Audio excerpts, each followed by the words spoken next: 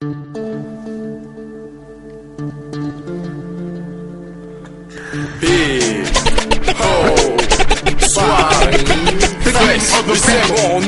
което свърза всички нас е стената, боята, флакона и ацетона. Но да не се увличаме подробности сега, защото микрофона е в TNT.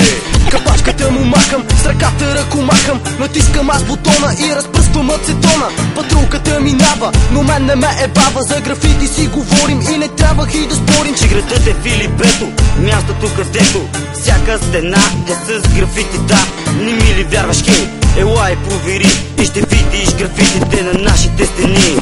Пловдив, Пловдив е града, в който нарисува на всяка стена Норд Крю стайл е бившето ни име. Мейдокс е новото, да, запомни бе. Пловдив, Пловдив е града, в който нарисува на всяка стена Норд Крю стайл е бившето ни име. Мейдокс е новото, запомни бе. Пловдив, Пловдив, Пловдив, Пловдив, Пловдив. Моята тег машина е маркер и половина, с него драскам аз навсякъде за в час. Човече, така ли не разбра? Маркера и спрея са в мене сега. И ето, че отново сме пред бялата стена. Раницата свалям от гърба си и да, спреловете вадя очатата сега. Това е моята четка за бялата стена. И ето, че след 3 часа графитът е готов. Създаден е от нас с много любов, но след месец някой по графита ни рисува и без броя обидни думи започвам да го псувам. Кахтерчета малки, нека дърни сме били, защото сме рисували по вашите стени. Моля, моля, но нещо не разбрах.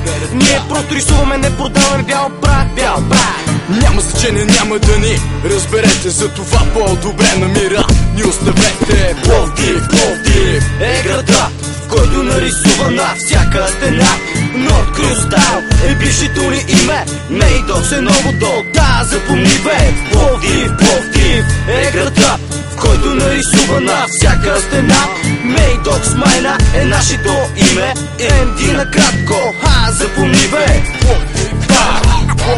Майна.